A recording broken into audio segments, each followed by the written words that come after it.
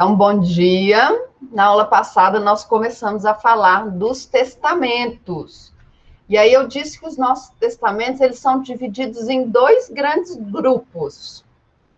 Os grupos dos comuns ou ordinários, tá bom, Eduarda? Então, esse grupo que é o chamado comum ou ordinário, e aqueles que nós chamamos de extraordinários, excepcionais.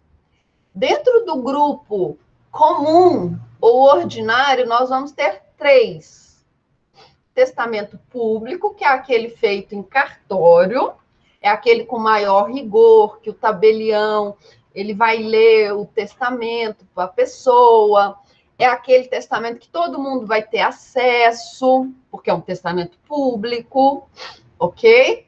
Depois eu falei do testamento cerrado, que é aquele fechadinho, bonitinho, tá? Que ele é até costurado e que ele só pode ser aberto lá na presença do juiz, porque senão ele pode ser invalidado, porque ele é cerrado, ele é secreto, ninguém sabe do teor daquele testamento, e nós temos o testamento particular. Qual que é o testamento particular? É aquele que eu escrevo as minhas próprias informações, ok? Que eu escrevo minhas próprias informações, eu deixo da forma como eu quero, tá bom? Então, esse é o testamento particular, que está dentro desse grande grupo que eu vou chamar de testamentos ordinários. Combinado? Então, esses são os testamentos ordinários. Isso que nós falamos na aula passada. Hoje, nós vamos começar os testamentos extraordinários, que são aqueles testamentos para momentos excepcionais. Tá bom? Situações de emergência. Aí nós vamos tratar, então, desses que nós chamamos de excepcionais. Tá bom? Ok, Eduarda? Ok?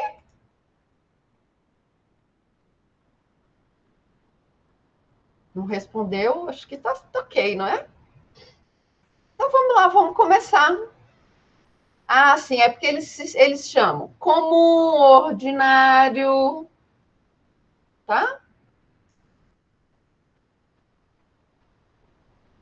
Comum ou ordinário, que são aqueles três que nós vimos, público, cerrado e particular. Aí os extraordinários, eles vão ter 4 nomes: especiais, extraordinários, excepcionais, emergenciais, em caráter de qualquer outra coisa, tá?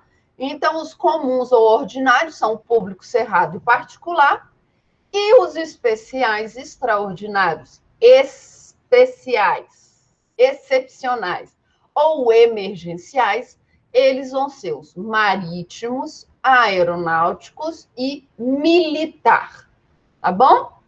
Marítimo e aeronáutico em situações em que você está ou no ar ou no mar, tá bom?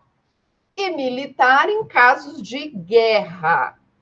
Tá? Então, vamos lá, vamos falar do testamento marítimo ou aeronáutico. O que vai mudar no testamento marítimo ou no testamento aeronáutico? Só o local, tá bom? No marítimo, então, eu vou estar em uma embarcação e no aeronáutico eu vou estar em uma aeronave. Vou estar num avião. Combinado? Então, essas são as únicas diferenças para o marítimo e para o aeronáutico. O testamento marítimo, ele também vai ser chamado de lacustre, porque ele, se for um barco que esteja num lago, ou fluvial, se ele for um barco que esteja num rio, tá? E aeronáutico, porque ele está no ar. E eles vão estar regulamentados lá no artigo 1888 do Código Civil, 1889 do Código Civil, tá bom? O que nós precisamos saber sobre o testamento marítimo ou aeronáutico. Ele precisa ser um barco ou uma aeronave nacionais. O que é isso? A bandeira da embarcação, tá? Ou a bandeira lá, o pavilhão do avião, deve ser nacional ou estar em solo brasileiro. Tá bom? Então, nós temos de pensar na territorialidade. Esse barco, esse navio, ou essa aeronave, ela deve ser brasileira ou estar em solo brasileiro. Tá bom? Se está em solo brasileiro, nós vamos obedecer, então, às regras da legislação brasileira. Tá bom? Ok? Então, vamos começar. Imaginem que eu estou num cruzeiro, sabe aqueles cruzeiros aqui pela costa do Brasil, que sai do Rio de Janeiro? Não tem uns negócios assim? Não tem uns cruzeiros que fazem isso?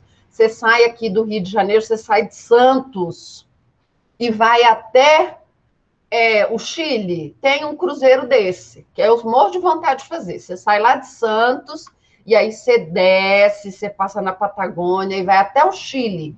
Dá a volta ali pelo Estreito de Magalhães. Imagine que eu estou naquele cruzeiro lindo, maravilhoso, e como alguma coisa que me faz mal. Começa a passar mal, passa mal, passa mal, passa mal, passa mal. Nada resolve, nada resolve. É uma virose daquelas que não tem escapatória. Tá bom? Não tem escapatória. Eu estou trancada no quarto, que é para não contaminar ninguém mais do navio. Passando mal, passando mal. Tô para morrer. E aí? Eu posso fazer o meu testamento? Posso. Qual testamento eu farei? Eu estou na terra, eu estou atracada, eu posso descer, procurar um cartório? Não. Então, para essas situações em que eu estou em alto mar, eu estou num lago muito grande que eu não tenho acesso a um cartório, ou eu estou num lago, ou estou num rio e estou longe, estou desfalecendo, eu posso fazer um testamento? Posso. Mas como que eu vou fazer esse testamento? Eu vou chamar o comandante, ou o capitão do navio, ou o comandante da aeronave. E o comandante da aeronave, ele vai ser o tabelião daquele meu testamento. Então, eu tô lá, desfalecida, tá bom? Tô para morrer, eu falo, chama o tabelião, chama o comandante, chama o capitão. O capitão, ele vai agir como se fosse o tabelião. O comandante, ele não é a autoridade máxima naquele navio, naquela aeronave. Ele também é o responsável por fazer o meu testamento. Então, o comandante, ele vai ser chamado para ele servir de tabelião. E se ele não puder, em algum momento, comparecer, ele vai mandar alguém de sua responsabilidade.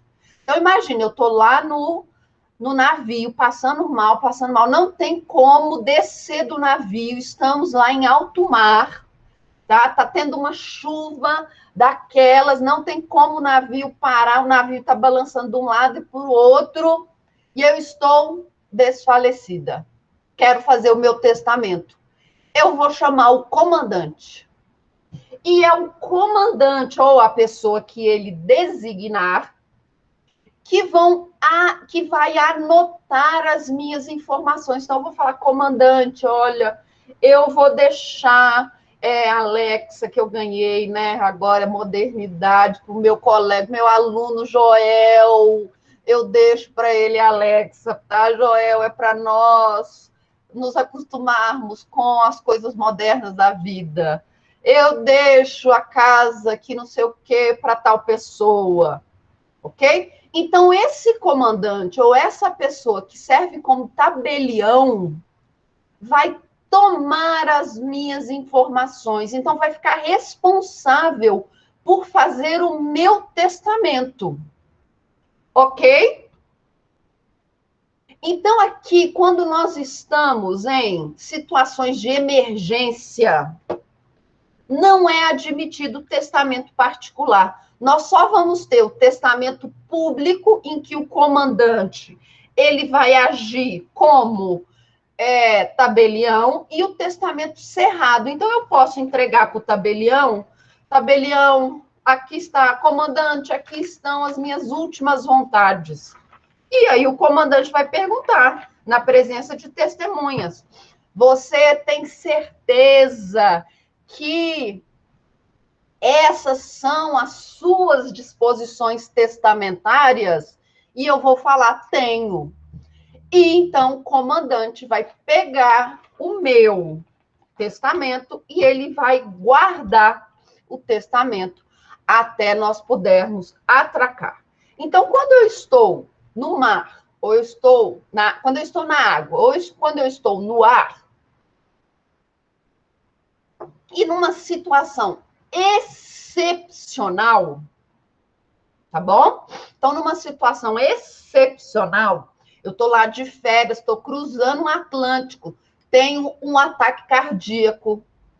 Pode acontecer? Pode. Como que o avião vai parar? Não tem como o avião parar para descer, não é? Então, eu posso chamar o comandante e ditar para o comandante o meu testamento. Eu posso ditar para o comandante da aeronave ou para o capitão do navio o meu testamento. Ou eu posso entregar para ele o meu testamento já escrito, se eu tiver tempo, dobrar bonitinho, entregar para ele e falar: comandante, aqui está o meu testamento cerrado. Essas são as minhas vontades. E aí ele vai me perguntar: você tem certeza que essas são suas vontades finais? Eu vou falar sim. Isso ele vai fazer na presença de duas testemunhas. Tá bom? Então, seja o testamento público, em que ele escreve, seja o testamento cerrado, em que eu entrego a minha cédula testamentária para o comandante ou a pessoa que ele designar, eu vou ter o testamento. Tá bom? Então, isso é para caráter excepcional. Porque se eu estou no dia a dia, eu posso muito bem ir lá no cartório fazer o meu testamento, eu posso fazer o testamento público cerrado, ou posso fazer um testamento particular. Não tem problema nenhum. Tá bom? Depois que o comandante ele recebe o meu testamento, seja cerrado, ou ele escreve o meu testamento e me entrega, ele precisa registrar isso que aconteceu no diário de bordo.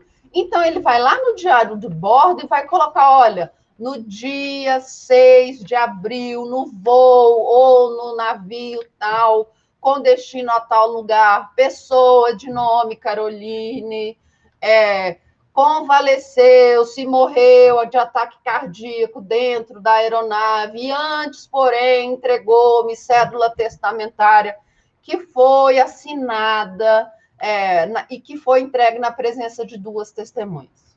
Então, ele precisa registrar isso lá no diário de bordo. E depois disso, esse meu comandante, ele ainda vai ficar responsável, tá bom? Por fazer cumprir o meu testamento. Então, não bastasse o comandante ele ficar ali o tempo todo ao meu lado escrevendo, ele também é o meu testamenteiro legal. O que é o testamenteiro legal? É a pessoa responsável por cumprir o testamento, que é diferente de inventariante.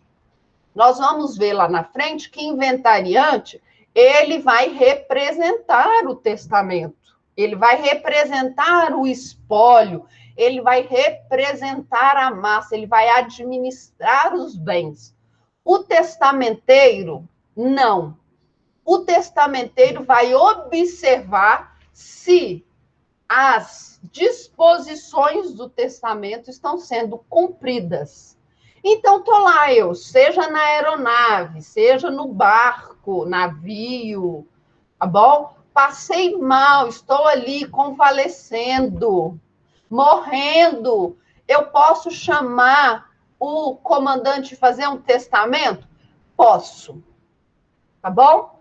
Posso fazer o testamento. Agora, atenção.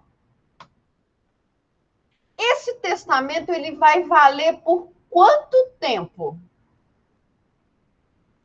Por quanto tempo esse testamento vale? Digamos que eu passe mal dentro do navio, tá bom? Estou passando muito mal.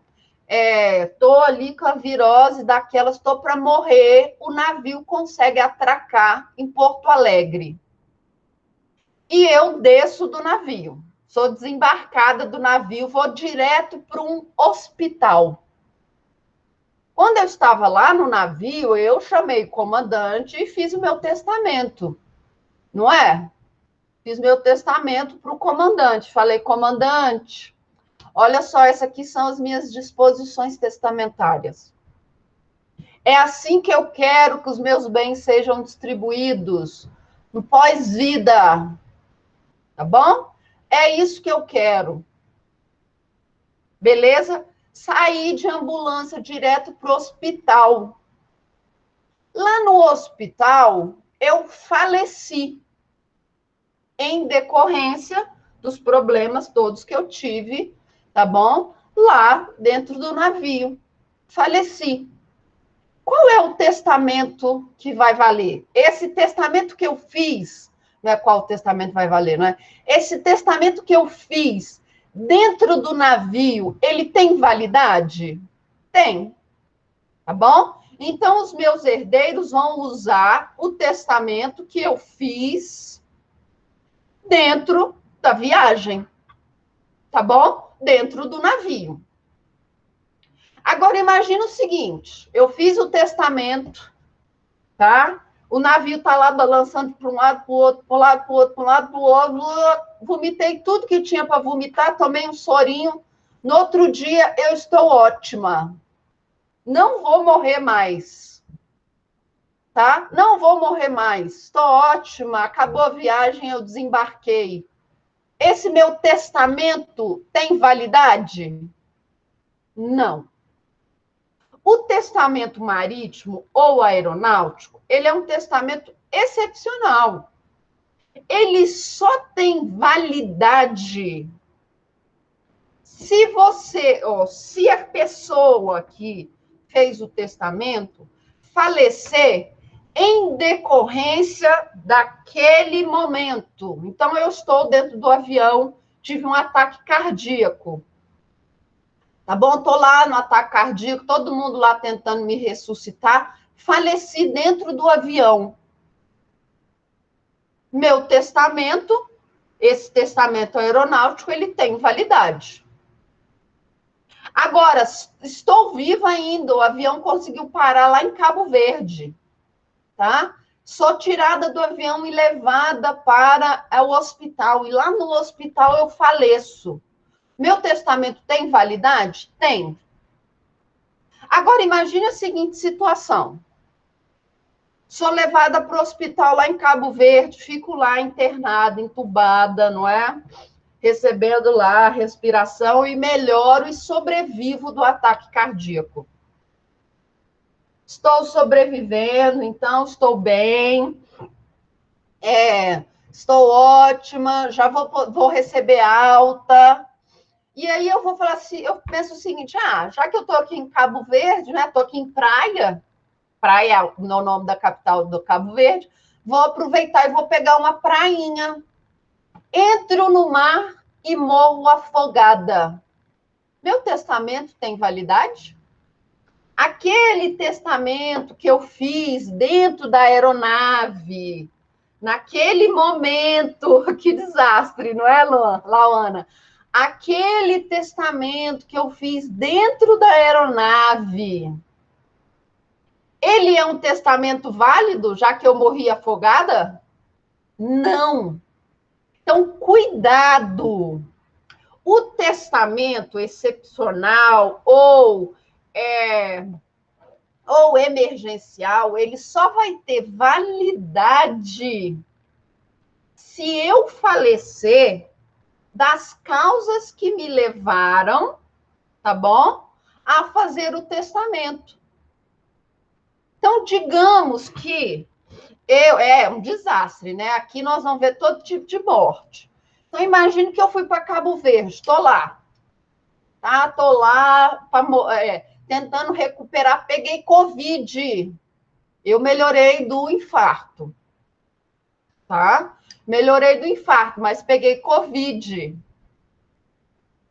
Agora eu estou no país tratando de Covid, não mais do infarto. Morri de Covid. Será que o meu testamento tem validade? Tá bom? Só vai ter validade nesse caso se eu fiquei internada no período de 90 dias daquele problema que eu tive no avião. É uma bagunça, não é? Então vamos lá, vou explicar de novo. Sou dentro de um avião, sofri um ataque cardíaco. Chamo o comandante.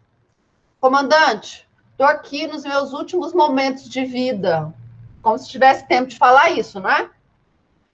Quero fazer o meu testamento. Deixo tudo para os meus sobrinhos.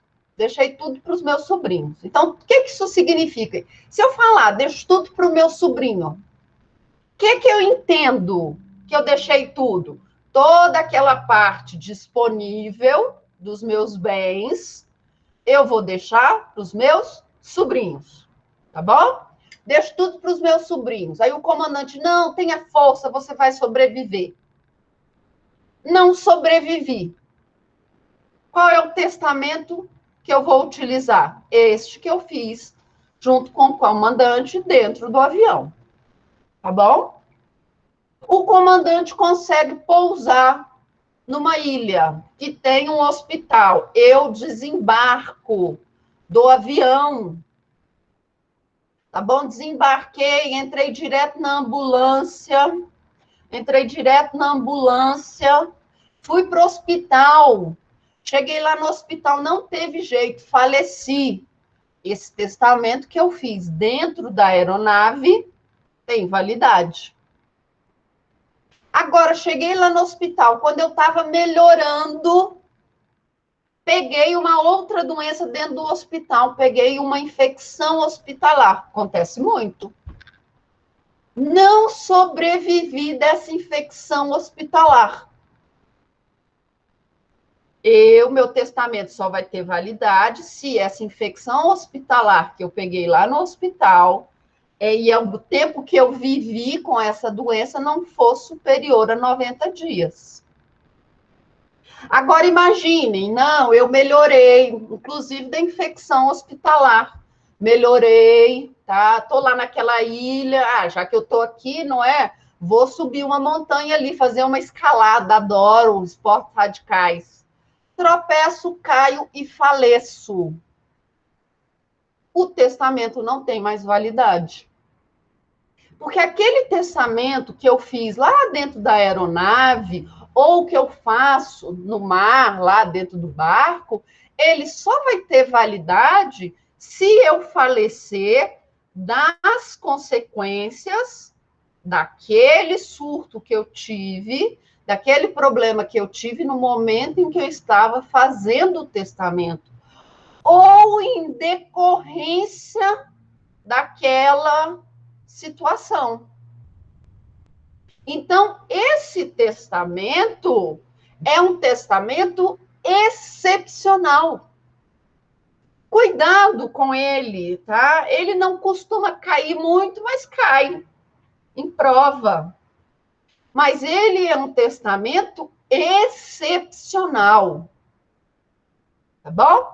Excepcional. E sempre vai cair uma perguntinha assim: ah, aí o fulano melhorou e foi sair do hospital e foi atropelado e morreu. Aquele testamento vai ter validade? Não, não vai ter validade. Ele não morreu da doença ou em consequência da doença que que é a causa do testamento. Então, o testamento marítimo ou aeronáutico, eles são iguais. O que muda é o local em que eu vou fazer o testamento. Em um momento, eu vou estar no testamento aeronáutico, eu vou estar no ar, eu vou estar dentro de uma aeronave brasileira ou em solo brasileiro. No testamento marítimo, eu vou estar no mar nas águas brasileiras ou numa aeronave brasileira, num lago dentro do Brasil ou num rio dentro do Brasil.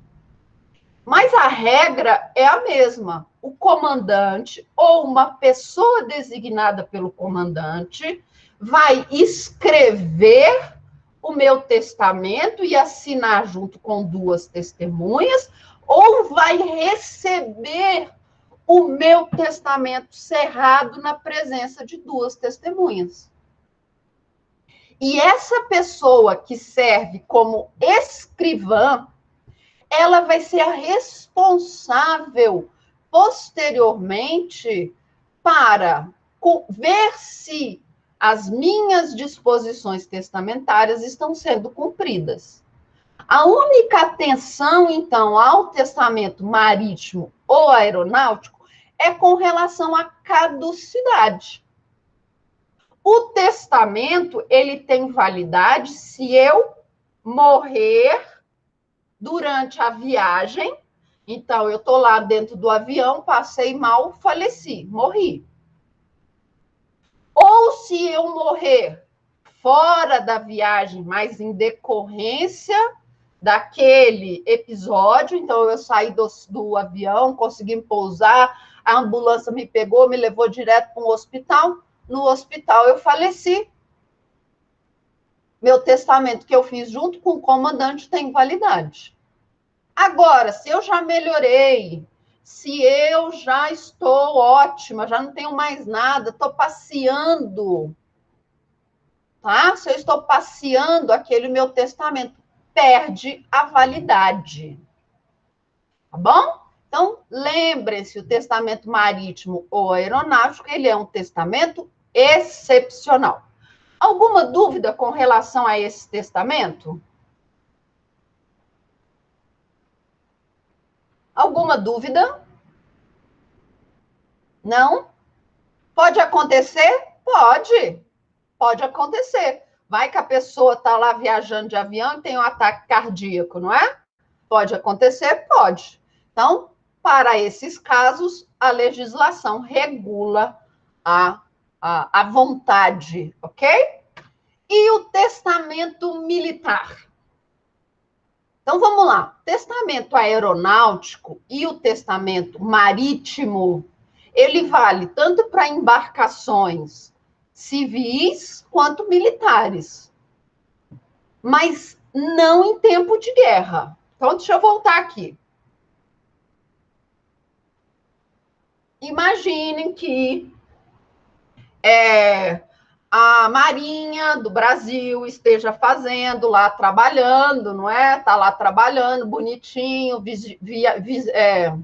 vigiando a nossa costa, não é? Nós temos aqui a Marinha aqui no DF. Sabiam disso? A Marinha aqui no DF é a Marinha que cuida do Lago Paranoá. Então, imagina que a Marinha está cuidando do Lago Paranoá, Parará, Parará, Parará. Um soldado da Marinha que está dentro do barco, que está vigiando o Lago Paranoá, passa mal, chama a pessoa de maior patente dentro do navio, lá do barco, e faz o seu testamento.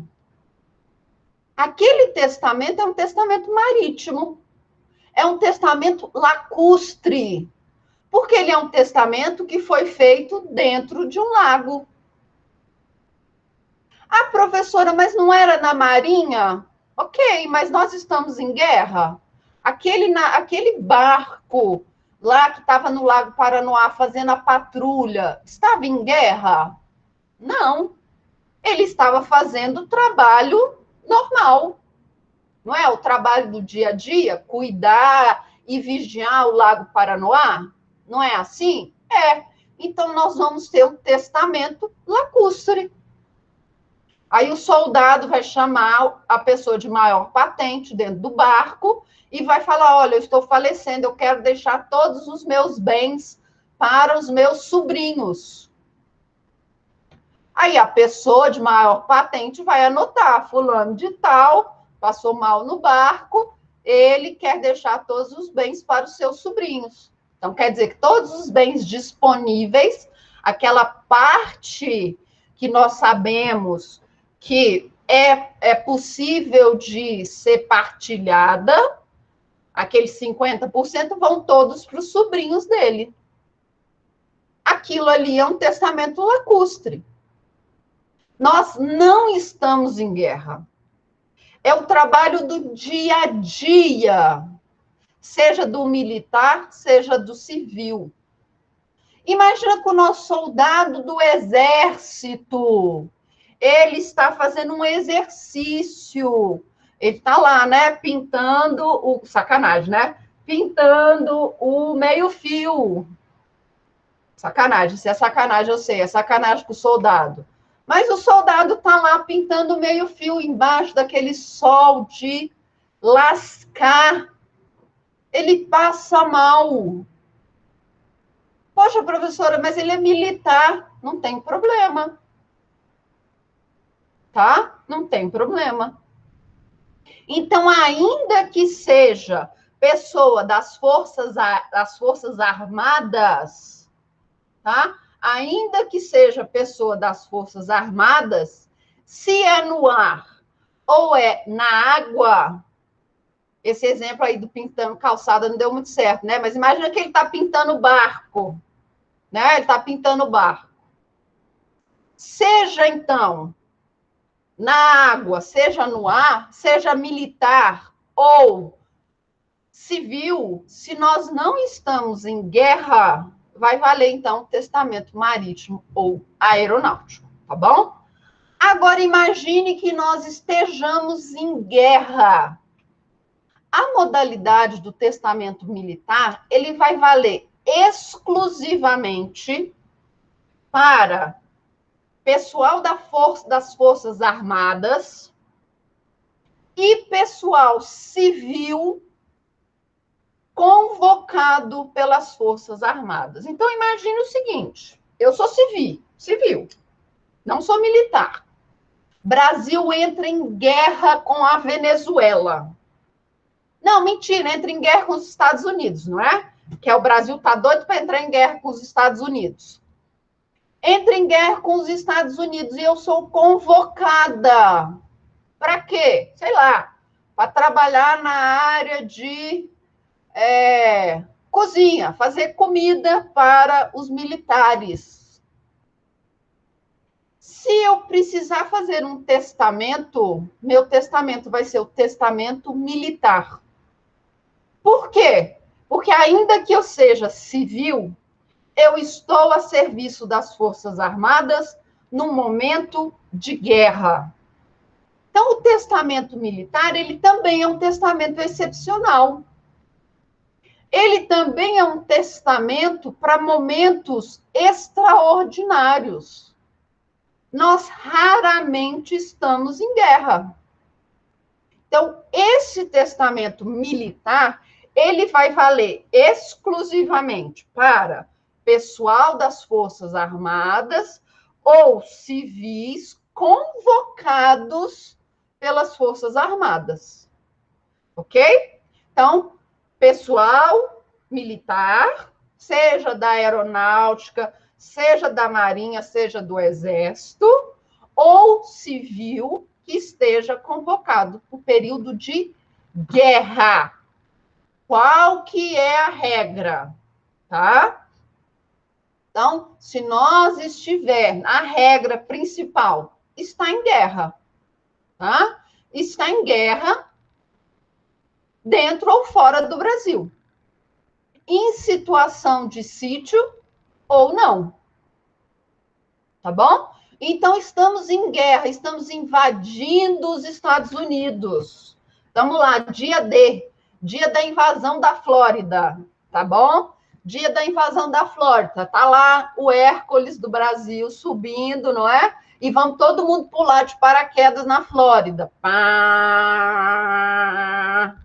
Tô lá, caí de paraquedas na Flórida. Tô em guerra? Estou. Estou fora do Brasil? Estou. Posso fazer o meu testamento militar? Posso. Tá bom? Como que ele é feito? 2 testemunhas. Eu chamo o oficial de maior patente que esteja naquele local e aviso para ele, olha, quero fazer meu testamento. Quero fazer meu testamento, e ele vai chamar 2 testemunhas e vai fazer o meu testamento. Se eu for analfabeta, 3 testemunhas. E aqui eu vou ter 3 tipos de testamento. Aquele testamento escrito, público, que eu chamo comandante, e falo para o comandante, comandante, olha, eu quero deixar todos os meus bens disponíveis para os meus sobrinhos. Então, eu vou deixar todos os bens disponíveis para os meus sobrinhos. Tá? Tô lá. Levei um tiro, né, na barriga, as vísceras todas para fora. Comandante, eu quero deixar tudo para os meus sobrinhos. O comandante vai fazer isso na presença de 2 ou 3 testemunhas, se eu não souber ler nem escrever. Tá bom? É a mesma coisa aqui do testamento aeronáutico e marítimo. Ele vai durar 90 dias. Imagine que eu falei para o comandante, então, comandante, olha, eu estou morrendo aqui com um tiro na barriga, vomitando sangue, não é?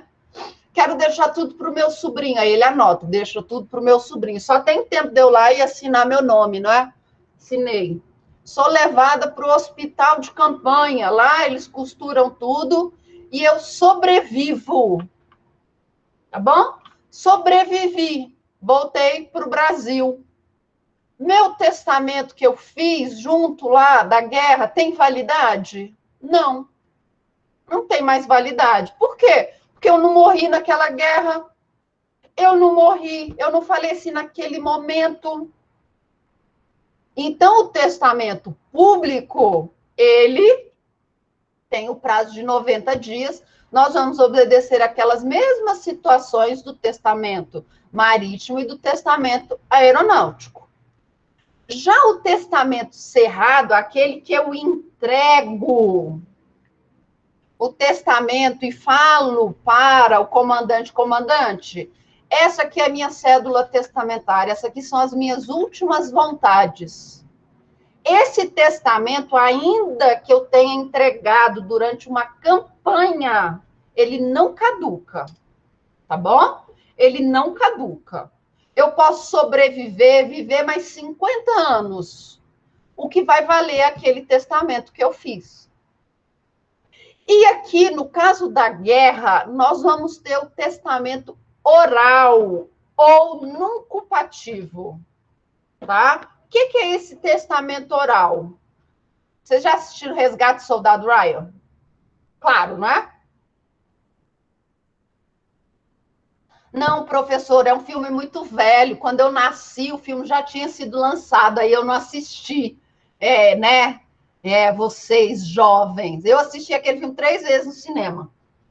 Então, lá no Resgate do Soldado Ryan, tá? Para quem já assistiu, ou quem não assistiu vai rolar um spoiler. Lá no Resgate do Soldado Ryan, quando a pessoa está morrendo, quando o Tom Hanks está morrendo, tá? Quando o Tom Hanks está morrendo, ele fala, não é? Ele está lá, saindo sangue pela boca, eu quero que você aproveite a sua vida. Se o Tom Hanks tivesse falado pro Matt Damon, olha só, anote aí as coisas que eu quero deixar para minha vida, para o meu pós-vida.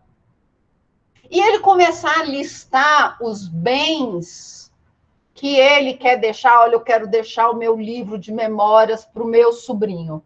Eu quero deixar aquela geladeira especial para minha mulher.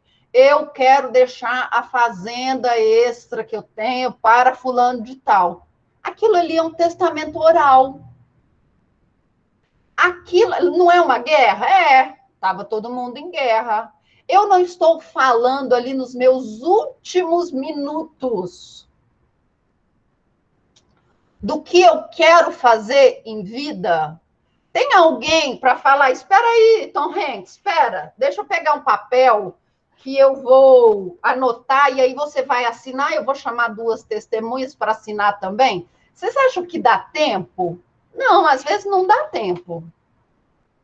Então, testamento oral ou nuncupativo, ele é aquele testamento falado. Então, a pessoa está morrendo e aí ela vai falar seus últimos desejos e vai, ó, morrer.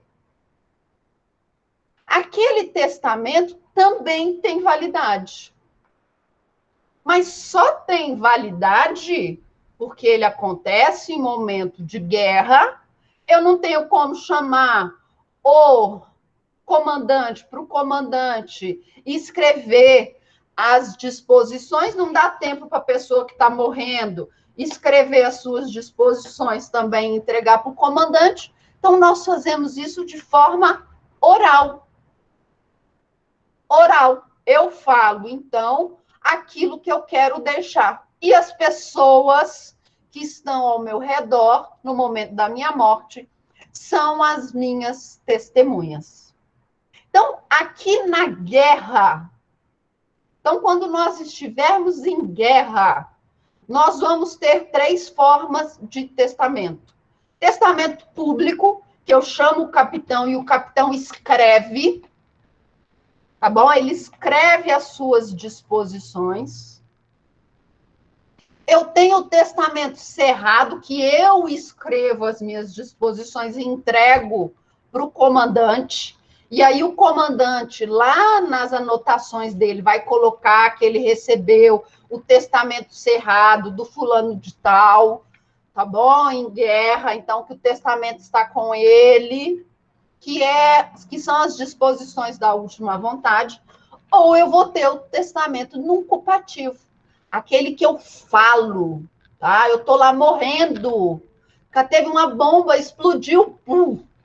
A bomba explodiu, não é assim que o filme mostra? A pessoa fica lá toda estraçalhada, não é? Você só está lá jogando o resto de morfina para ver se a pessoa não sente dor. A pessoa fala, olha, eu quero que os meus bens sejam destinados a uma instituição de caridade. Aquilo ali é um testamento nuncupativo. É um testamento válido, ok? Alguma dúvida com relação aos nossos testamentos excepcionais? Aqueles testamentos que nós usamos em casos que raramente acontecem? Alguma dúvida? Alguma dúvida? Alguma dúvida? Quantas testemunhas eu preciso no testamento nuncupativo? No mínimo 2, tá bom? No mínimo 2 pessoas. Então, no testamento nuncupativo, eu preciso de, no mínimo, 2 pessoas. Quando que esse testamento nuncupativo vai perder a validade? Ele vai perder a validade se a pessoa sobreviver. tá bom? Se a pessoa falecer imediatamente ou em decorrência daqueles ferimentos, o testamento inocupativo tem validade. Mas se a pessoa não falecer, esse testamento caduca, tá bom? Então, imagina, eu tô lá na guerra, tô lá, resgate soldado Ryan, sou o Tom Hanks. Chego pro Matt Damon, você precisa aproveitar a sua vida, eu vou deixar minha geladeira para minha mulher, eu vou deixar a minha coleção de cartas para não sei quem, a minha música, meu CD não, né? Minha fita, nem fita não tinha naquela época, né? O que tinha naquela época? Sei não. Eu vou deixar o meu disco da Edith Piaf para não sei mais quem. Aí o Matt Damon tá lá escutando, ele mais um, tá? Aí o Tom Hanks é levado para o hospital de campanha, tá? Levado para o hospital de campanha, sobrevive. Aí quando ele está saindo do hospital de campanha, já sobreviveu, tá melhor, vem uma bomba e ó, pum, explode o acampamento. Tom Hanks morre. Aquele testamento tem validade? Não. Então, atenção. O testamento oral, ele tem que ser feito, então, na presença de duas testemunhas e ele perde a validade se a pessoa sobreviver àqueles ferimentos. Tá bom, pessoal? E o testamento vital? Tá na moda testamento vital. É o testamento em vida. Lindo esse testamento, tá?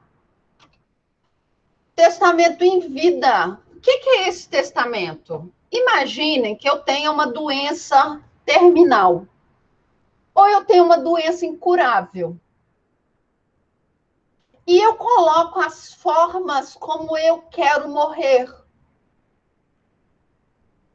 Eu quero morrer dessa forma. Eu quero ser enterrada igual a Dercy Gonçalves. Eu quero ser enterrada em pé. Dercy Gonçalves disse que queria ser enterrada em pé. Não deu muito certo, né? Tiveram que dobrar o caixão da Dercy. A Dercy está enterrada lá em Santa Maria Madalena, terra da minha sogra. E aí eu decido como eu quero morrer. E eu posso escolher.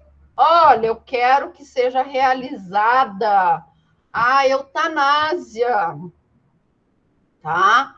Eu quero, se chegar a determinado ponto da minha vida, eu quero que faça eutanásia. O que é a eutanásia? É a boa morte, tá bom? É a facilitação da morte. Então, a pessoa já está num estado em que não há reversão. Então, a partir daquele momento, ela pode falecer. Então, os médicos ou alguém vai lá e interrompe a vida dessa pessoa. Tá? Então, a eutanásia é a boa morte. Você vai lá, a pessoa já está num estado de vida, e alguém vai lá e interrompe a vida dessa pessoa. Tá? Por exemplo, lembram da menina de ouro? Lembra lá da menina de ouro? A menina de ouro, tadinha, ela sofreu lá, ela estava lutando boxe, caiu, quebrou o pescoço, ficou tetraplégica. Ela estava sofrendo. Então, ela pediu para que a vida dela fosse encerrada. Aquilo ali é uma eutanásia. Tá bom? Ela não queria que a vida dela fosse prolongada. Distanásia é o prolongamento da morte. Você vai manter aquela pessoa naquele estado até não ter mais jeito. Até, tá? Você acaba tendo o que eles chamam de obstinação terapêutica.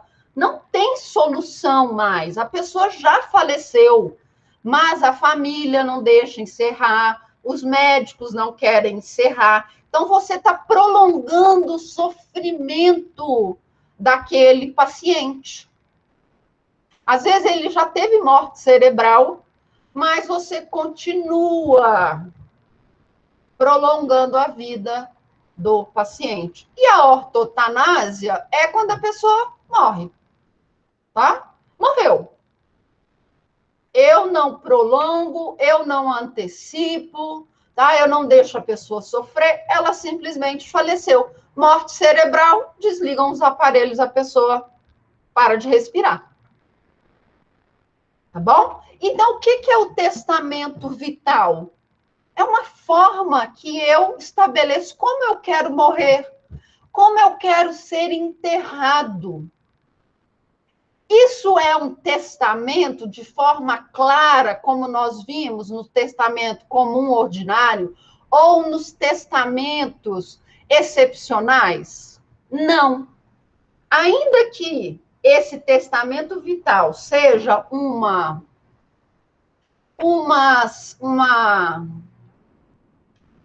declaração de vontade unilateral, ele não causa efeitos pós-morte.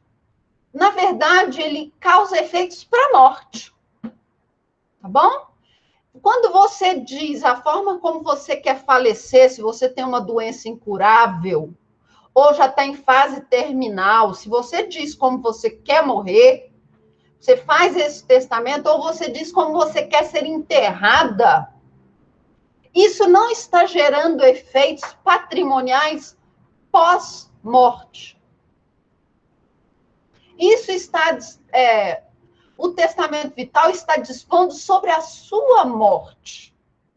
Como eu quero morrer.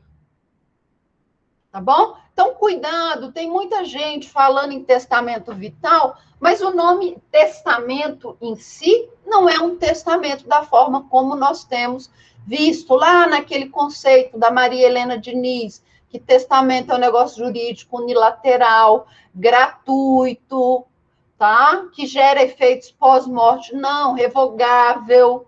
Não, ainda que receba o nome de testamento vital, ele é apenas um documento que vai falar da morte daquela pessoa. Então, vocês vão encontrar muita coisa sobre testamento vital. É um tema muito legal para você falar em monografia, tá? É um tema legal para você falar em monografia, testamento vital. Não falar de eutanásia, que já está um pouco batido, mas o testamento vital, sim. Ok? Como disposição de vontade pré e pós-morte, mas ele não é um testamento. Tá bom, pessoal? Então, o testamento vital, esse testamento em vida, essa forma como você quer morrer ou você quer ser enterrado, tá bom? Ele não é um testamento em si. Ele é apenas uma declaração unilateral de vontade pré-morte. Tá bom? E, por fim, o codicilo. O codicilo é lindo. Codicilo é um pequeno escrito, tá? É um testamentozinho pequenininho que vai dispor de coisas sem valor. Quero deixar a minha xícara de café para o Joel. Quero deixar minha xícara de café para o Joel. Essa xícara tem valor financeiro relevante? Não. Eu preciso fazer um testamento lá no cartório, testamento público, um testamento cerrado? Não. Eu posso fazer um codicilo. Hoje, dia 6 de abril de 2021, deixo aqui para o meu querido aluno Joel a minha xícarazinha de café da Nespresso, para ele tomar café e lembrar de mim, professora preferida dele. Tá bom? Então, o codicilo, ele não tem formalidades legais, ele não tem necessidade de testemunhas, tá? Ele pode ser escrito à mão, ele pode ser digitado, ele pode ser, hoje, tecnologia, é um videozinho aqui, que eu faço um vídeo no meu celular. Joel, meu querido aluno do coração, olha, eu vou deixar essa xícara aqui para você tomar café e lembrar de mim. Então, o codicilo, ele não tem as formalidades legais. E ele vai envolver sempre questões financeiras pequenas, tá bom? Então, questões financeiras pequenas. Pequenas. Não vale, por exemplo, para o Joel, que é muito rico, ele tem uma cadeira, uma poltrona do Sérgio Rodrigues. Custa 30 mil reais. Ele pode deixar a poltrona dele de 30 mil reais num codicilo? Não, 30 mil reais é muito dinheiro para mim. Tá? É muito dinheiro para mim. É, Joel, quem dera, né? Eu também estou sonhando com essa poltrona. Mas é muito dinheiro, então eu não posso deixar em codicilo. Aqui o codicilo, eu vou falar de coisinhas pequenas. Então, eu posso falar também do meu enterro, eu posso falar sobre esmolas que eu vou deixar para a igreja. Olha, vou deixar para, né, a igreja aquele valor que está lá na minha poupança. Aí tem lá na minha poupança, R$ 100. R$ 100 eu vou deixar na minha poupança para a igreja. R$ 100 é muito dinheiro? Não, não é muito dinheiro. Eu vou deixar o dinheiro, então, que está na poupança. Seria a opção para os seus sapatos? Sim, depende. Sim, depende. Sim, estou pensando aqui. Depende. Depende. O que nós consideramos como sapatos baratos? Mas eu quero deixar os meus sapatos. Principalmente, não, aqueles que eu nunca usei, esses eu acho que eu tenho que deixar no testamento. Mas aqueles sapatos que eu já usei, falando de sapato, eu só fico de chinelo, né, quando saio de casa. Aí um dia eu fui à faculdade para uma reunião e para um evento com os alunos de TCC e eu precisei usar salto. Gente, meu pé doeu tanto. Não estou acostumada. Pois é, então eu posso deixar os meus sapatos usados, posso deixar minhas bijuterias, posso deixar minhas roupas. Então, isso são peças de pouco valor, tá bom? Posso deixar algumas joias? Posso, tá bom? Eu posso deixar algumas joias, mas aí joias vocês têm que tomar cuidado. Joias de pequeno valor. Você não pode deixar aquele colar de esmeraldas colombianas de 20 quilates, tá? Esse aí você não pode deixar em codicilo. Esse tem que ser no inventário. Então, as joias, tá bom? De uso pessoal, de pequeno valor, esses você pode deixar de codicilo. A minha avó, por exemplo, ela deixou de codicilo para todas as netas e todas as filhas um par de brinco. Então, todas as filhas e todas as netas ganharam brincos iguais. Tá bom? Isso aí ela deixou em codicilo, que eram brincos de pequeno valor financeiro. Tá bom? O que mais eu posso deixar em codicilo? Eu posso reconhecer filhos, tá bom? Então, no codicilo, ainda que seja um documento sem formalidades legais e assuntos de pouca importância, a doutrina vai falar que eu posso reconhecer filhos por meio do codicilo. Então, eu posso reconhecer. Reconheço meus 2 sobrinhos como os meus filhos. Posso reconhecer filho. Posso perdoar o herdeiro indigno. Meu filho tentou me matar, credo. Mas, tadinho do meu filho, ele foi influenciado Foram as más companhias que fizeram isso com meu filho. Meu filho é uma pessoa tão boa, de bom coração. Ele jamais, se ele estivesse em sã consciência, ele iria atentar dolosamente contra a minha vida. Então, eu perdoo meu filho, tá bom? Então, aqui no codicílio, eu também vou poder perdoar o herdeiro indigno e vou poder reconhecer filho. Também posso nomear o meu testamenteiro, e aí eu repito para vocês, quem é o testamenteiro? É aquele que vai olhar se as cláusulas do meu testamento estão sendo cumpridas. Tá bom? Então, ele vai lá olhar se as cláusulas estão sendo cumpridas. Que é diferente do inventariante. O inventariante é uma pessoa nomeada pelo juiz para administrar o espólio. Tá bom? Para responder pelo espólio, seja na sucessão legítima ou na sucessão testamentária. Aqui, o testamenteiro é somente aquele que vai, por exemplo, dar pitaco na administração do inventariante. Ele vai falar, ô inventariante, sabe o par de sapatos lá da professora que ela nunca usou? Tá? Sabe aquele sapato? Então, aquele sapato ela deixou para fulano de tal, tá? Deixou para fulaninha. Você ainda não entregou o sapato para fulaninha.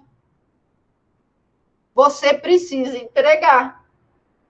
Você não colocou lá nas suas últimas declarações o conjunto, tá, de esmeraldas colombianas de 20 quilates, que eu não tenho, mas um dia eu vou ter. Assim como você não colocou também a poltrona do Sérgio Rodrigues, que vale 30 mil. Tem de colocar. Ok? Então, o inventariante é aquela pessoa que vai fazer cumprir o testamento, que é diferente, o testamenteiro, que é diferente do inventariante, que o inventariante responde pelo espólio, administra o espólio. Então, testamenteiro responsável por fazer cumprir as últimas vontades do decújo, inventariante responsável por administrar o espólio. Beleza? Alguma dúvida com relação aos nossos testamentos? Questãozinha boa essa daí. Eu vou escolher o Pedro para responder. Vale participação, gente. Pedro. Pedro. Pedro. Pedro. Leandra deseja lavrar um testamento e deixar toda a sua herança para uma instituição de caridade que cuida de animais abandonados, da qual faz parte. O único parente de Leandra é o seu irmão Ricardo, com quem almoça todos os domingos. Leandra não possui outros parentes, nem cônjuge ou companheiro. Leandra procura você na condição de advogado e indaga se a vontade dela é tutelada pela lei.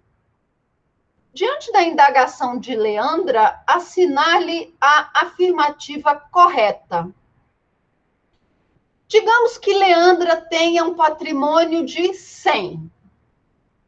Leandra pode deixar 100. Digamos que o patrimônio dela seja 100 mil.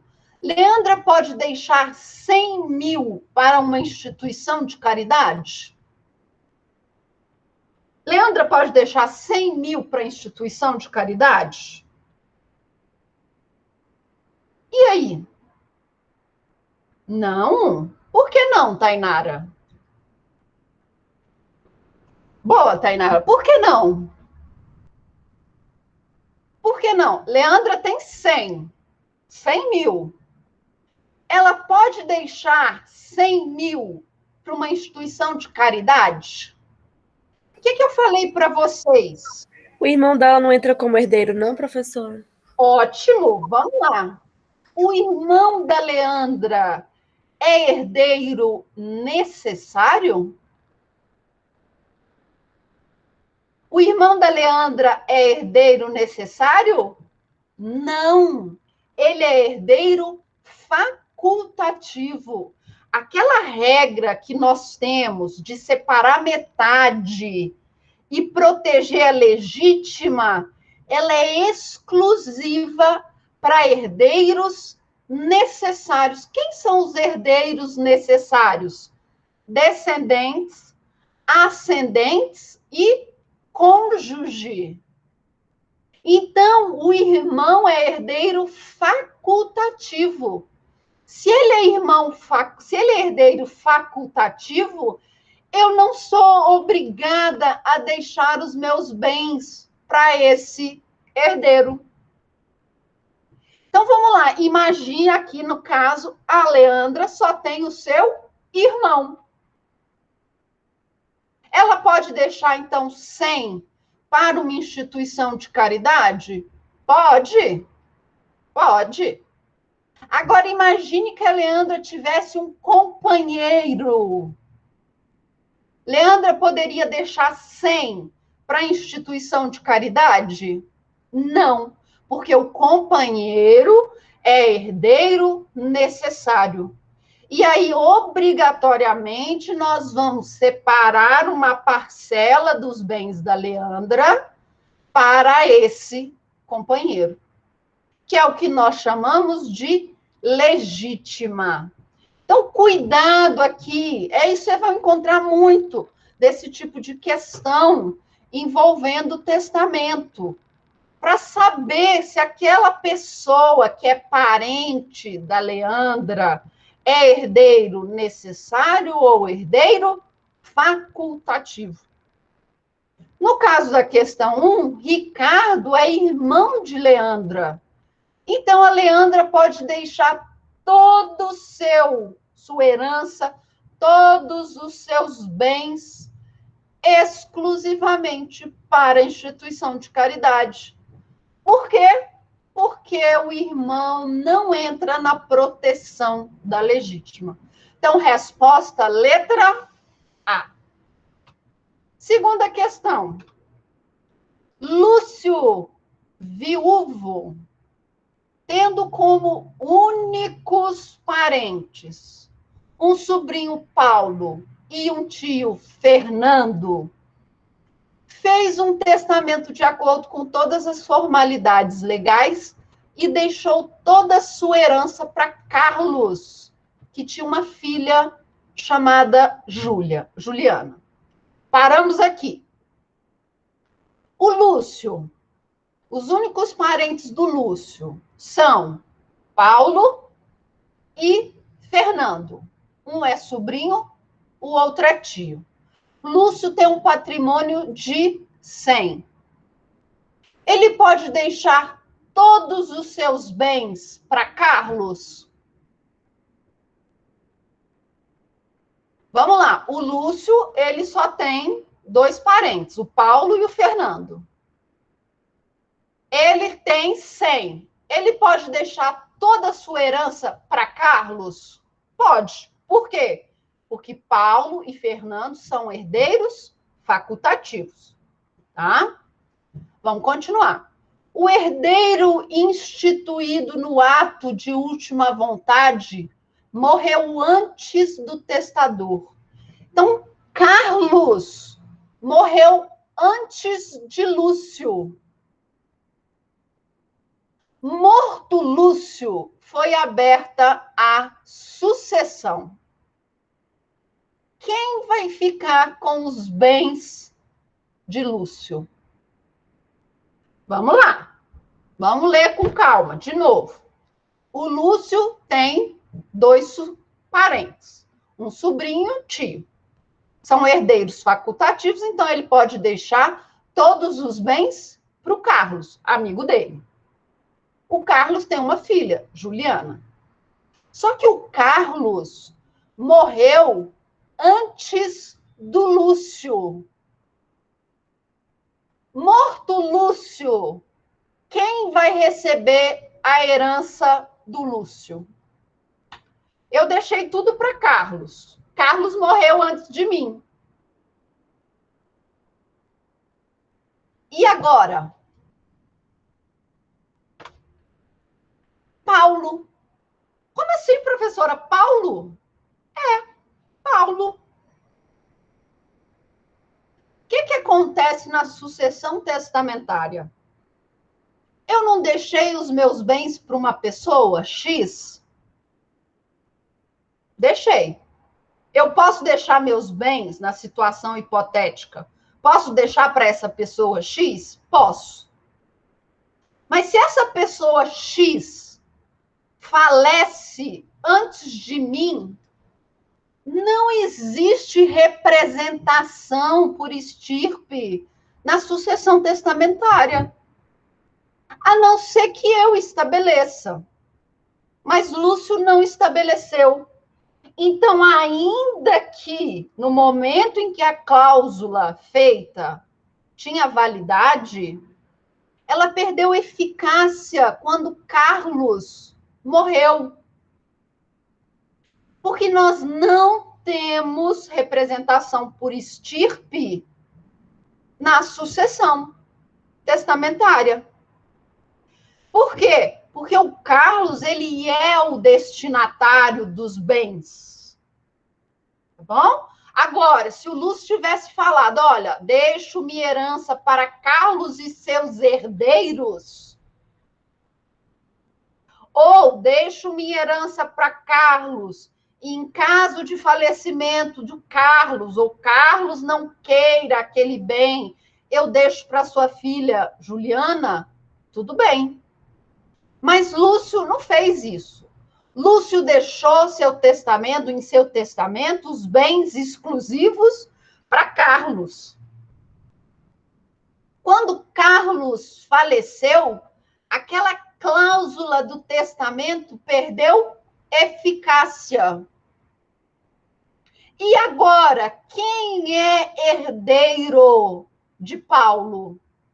Se a cláusula testamentária perdeu eficácia, nós vamos para a sucessão legítima. Quem é ordem de vocação hereditária? Descendentes e cônjuge. Lúcio tem descendentes e cônjuges? Não. Ascendente e cônjuge. Lúcio tem ascendente e cônjuge? Não. Cônjuge. Lúcio tem cônjuge? Não. Herdeiros facultativos. Lúcio tem irmão? Não. Passamos para terceiro grau. Quem tem preferência? Sobrinho ou tio? Sobrinho. Então, Paulo, que é o sobrinho do Lúcio, vai receber tudo. Ok? Então, vamos lá. Em caso de um legatário ou destinatário ser pré-morto, então, ele morreu antes do testador, nós vamos obedecer à regra da sucessão legítima, ok? Então, nós vamos observar a regra da sucessão legítima. Então, vamos lá fazer aqui um Jamboard bonitinho aqui. Vamos fazer mais um exemplo sobre isso. Mais um exemplo. Sim, os mais próximos excluem os mais remotos. E no caso do sobrinho, ele tem preferência sobre os bens. Tá bom? Vamos lá. Vamos imaginar o seguinte, o José, ele é viúvo, tá bom? Ele não tem filhos, sem pais vivos, tá bom? Então, esse aqui é o José. José tem um patrimônio de 120 mil. O José, não tendo cônjuge, não tendo filhos e não tendo ascendentes, ele pode dispor os bens dele para quem ele quiser? Pode. Tá bom? Então, o José, ele resolveu fazer um testamento. Tá bom? Ele resolveu fazer um testamento. E ele vai dividir o testamento dele da seguinte maneira: 1/3 vai para o amigo íntimo, tá? Vai para o amigo íntimo. 1/3 vai para uma instituição de caridade. E 1/3 ele vai deixar para o sobrinho dele. Tá bom? O sobrinho dele. Que ele tem um único sobrinho. Beleza? Então, aqui ele vai deixar para o amigo. Ele vai deixar para a instituição de caridade. José pode fazer isso? Pode, não pode? Já que ele não tem filhos, já que ele não tem pais e ele não tem companheira ou companheiro, ele pode deixar? Pode. Mas antes de José morrer, a instituição de caridade que ele queria doar o dinheiro encerrou. Então, essa instituição de caridade encerrou as atividades. Encerrou as atividades. O que vai acontecer com essa cláusula aqui quando José falecer? Ela vai perder a eficácia. Por quê? Porque quando José morreu, essa instituição de caridade não existia mais.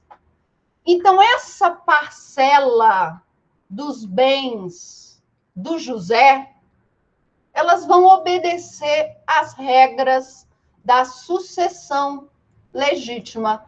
Então, 1/3 dos bens do José que caberiam à instituição de caridade vai perder a eficácia e vai para a sucessão legítima. Tá bom? E quem recebe? José tem irmãos? Não. José tem filhos? Não. José tem pais? Não. José tem companheiro? Não. Para quem que vai, então? Para o sobrinho de José. Tá? Então, o sobrinho de José vai receber 1/3 que o José deixou para ele a título de legado, mais 1/3 a título de sucessão legítima. Tá bom? Sucessão legítima. Beleza, pessoal? Então, na sucessão testamentária, nós temos de prestar atenção com relação aos herdeiros necessários e os herdeiros facultativos. E também a eficácia da cláusula testamentária quando o testador falece. Nesse caso aqui, a empresa já tinha encerrado as atividades antes de José falecer. Então, essa cláusula, embora tenha sido feita, quando feita, era válida, quando José morreu, ela era inválida, ineficaz. Tá? Agora, imagine o seguinte. Esquece isso. A entidade está funcionando, que é uma beleza. Tá? A entidade está funcionando, que é uma beleza. José morreu. Quem vai receber a herança de José? O amigo, a instituição de caridade e o sobrinho. 10 dias depois da morte de José, o amigo falece.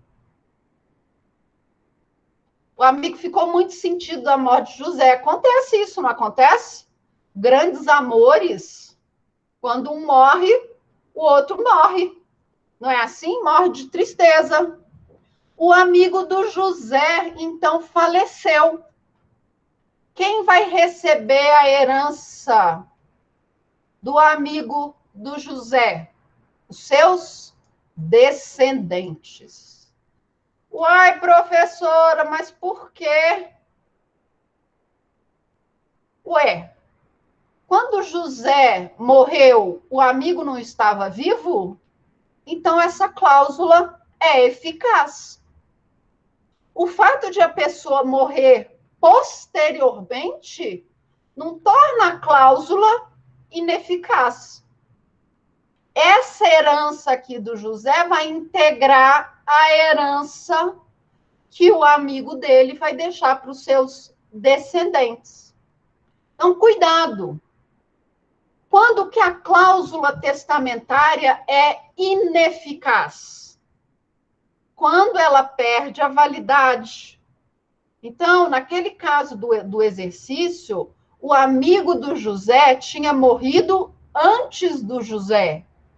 Então, o amigo do José não existia mais para receber a herança.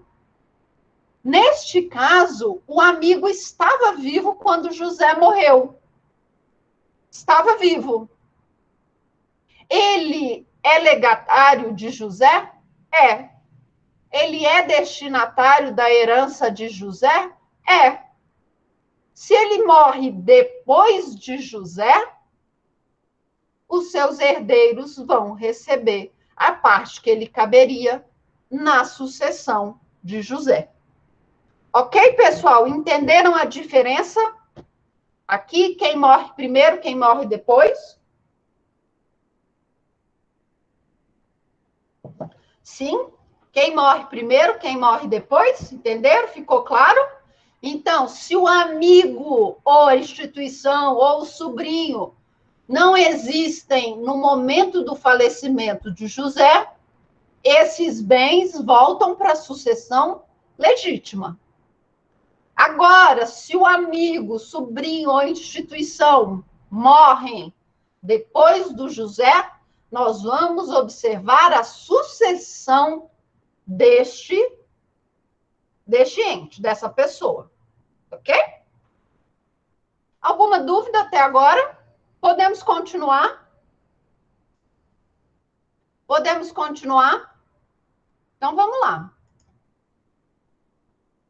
Falar mais um pouquinho. Só mais um pouquinho aí eu paro, tá? Eu sei que é muita coisa, mas eu ainda acho que eu estou falando rápido. Ainda acho que tem muita coisa. Vamos, então, falar das cláusulas restritivas. Nós vamos ter 3 cláusulas restritivas. Inalienabilidade, impenhorabilidade e incomunicabilidade. A primeira cláusula restritiva é a inalienabilidade. Então, eu posso deixar um bem lá no meu testamento com uma dessas cláusulas. O José, lá no último exemplo que nós demos, ele podia deixar 1/3 dos bens dele para o sobrinho, não podia? Podia. E ele podia deixar os bens para o sobrinho com uma cláusula restritiva. Ele podia falar o seguinte: olha, deixo para o meu sobrinho aquela casa que eu tenho lá na Ponte Alta. Só que aquela casa vai ficar com uma cláusula restritiva de inalienabilidade. Isso significa que O meu sobrinho não pode vender aquela casa. Ele não pode vender, ele não pode doar, ele não pode dar em ação, pagamento. Ele não pode dar como garantia. Aquela casa vai ficar para o meu sobrinho inalienável. Ele vai ter que ficar com aquela casa até morrer. O José pode fazer isso? Pode. Ele vai dar aquele bem pós-morte, tá? Ele vai destinar aquele bem a alguém com essa cláusula. Então, ele vai restringir a propriedade daquele bem que ele vai deixar a título de legado. Então, quando ele fala, olha, aquela cláusula, aquele bem que vai ficar hoje, Débora, ele pode. Eu posso deixar, deixo meu sapato. Quanto você calça, Débora, para eu saber se você vai poder ganhar os meus sapatos? Deixo meu sapato. 37? Talvez fique um pouquinho grande, que eu calço 37, 38. Então, deixo os meus sapatos, tá? Para a Débora, mas ela está proibida de se desfazer dos meus sapatos. Ela não pode doar, ela não pode vender, nada. Ela vai ter de ficar com os meus sapatos para sempre. Posso fazer isso? Posso. Mas atenção, imaginem que os meus sapatos comecem a ser um estorvo para a Débora. Os sapatos já estão velhos, tá? Tá tudo mofando, tá estragando, tá ocupando espaço, tá dando barata. A Débora tá conseguindo cuidar dos meus sapatos com afinco que eu queria que ela cuidasse?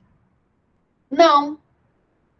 Então, quando aquele bem, ele tem a cláusula de inalienabilidade, ele começa a ser um estorvo, ele começa a ser mais uma praga do que benéfico, ele é mais um ônus do que um bônus, eu posso pedir autorização judicial para vender aquele bem.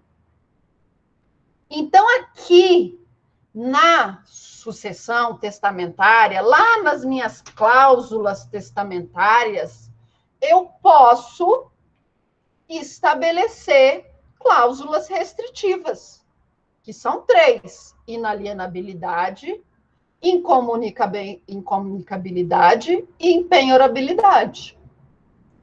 Imaginem o seguinte, eu tenho um filho pródigo. Pode acontecer? Pode. Eu sei que qualquer coisa que eu der para esse filho, ele não vai vender, ele não vai doar, ele não vai dispor. Então, eu posso estabelecer, olha, deixo para meu filho aquela casa na Ponte Alta com cláusula de inalienabilidade.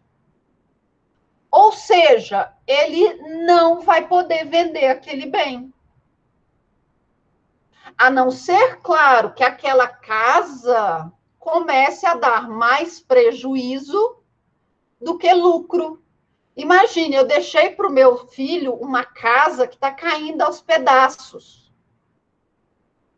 Tá? Está caindo aos pedaços. O que ele vai gastar para reformar aquela casa é mais do que o valor da casa. Ele pode pedir autorização para vender o imóvel? Pode.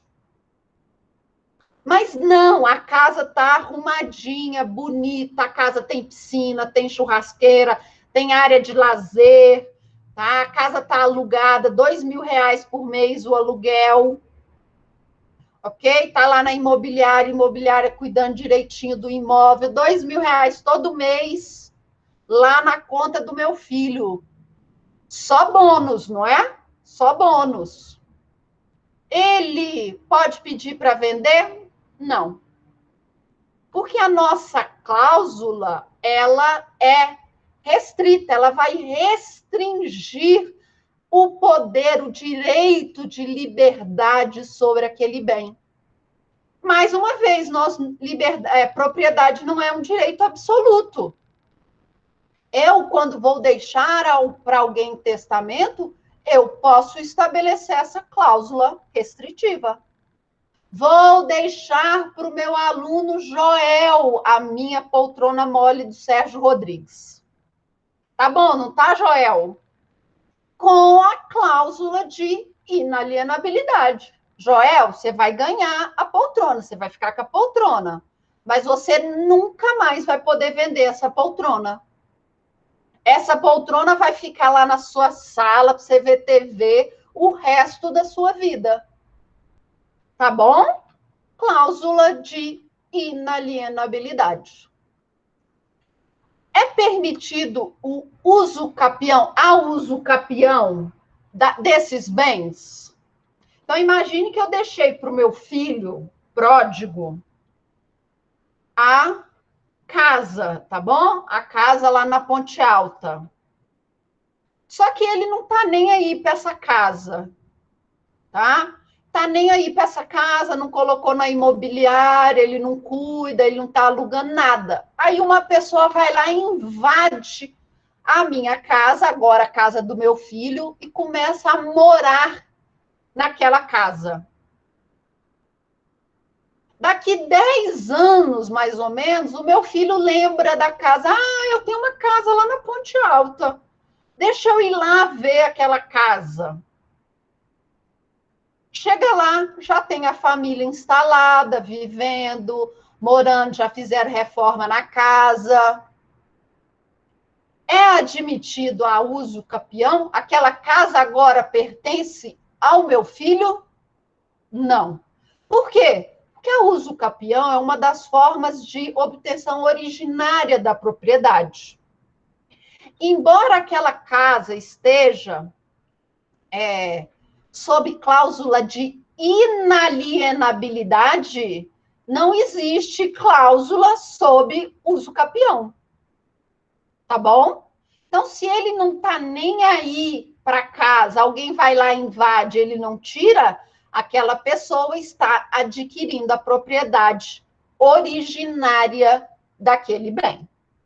Tá bom? Então, atenção aqui. A cláusula de inalienabilidade é para venda, doação, dação em pagamento, penhor, alienação fiduciária em garantia.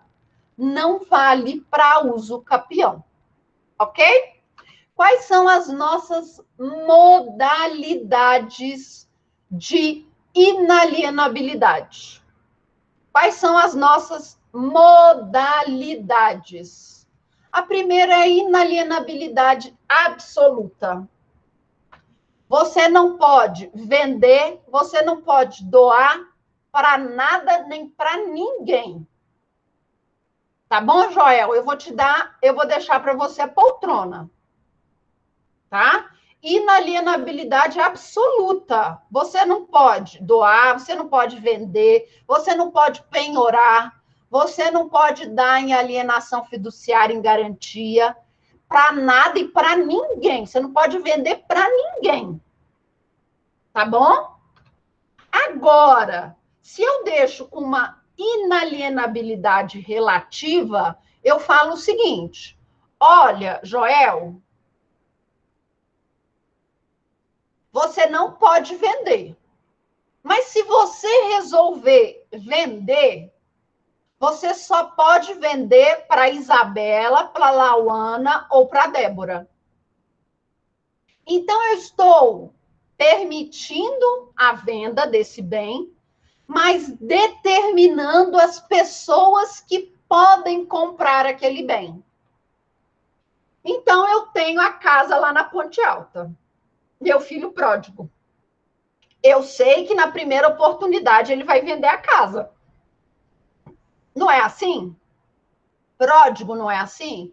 Aí eu coloco, olha, você está proibido de vender, doar, dar em pagamento, penhorar, alienar. Tá bom? Mas você pode vender a casa exclusivamente para os seus irmãos. Se os seus irmãos quiserem comprar a casa, você pode vender para eles. Se eles não quiserem, você não pode vender para mais ninguém. Então, na inalienabilidade relativa, eu posso determinar, eu posso permitir algumas ações dentro da propriedade, do direito de propriedade daquele bem. Inalienabilidade vitalícia. Essa vitalícia enquanto aquela pessoa existir. Então, Joel, eu vou te deixar a poltrona mole do Sérgio Rodrigues. Eu vou mostrar para vocês a poltrona. Meu marido acha a coisa mais feia do mundo. Ai, eu acho linda. Tá? Olha lá. Joel, eu vou te deixar, então, a poltrona mole do Sérgio Rodrigues. Beleza? Inalienabilidade vitalícia.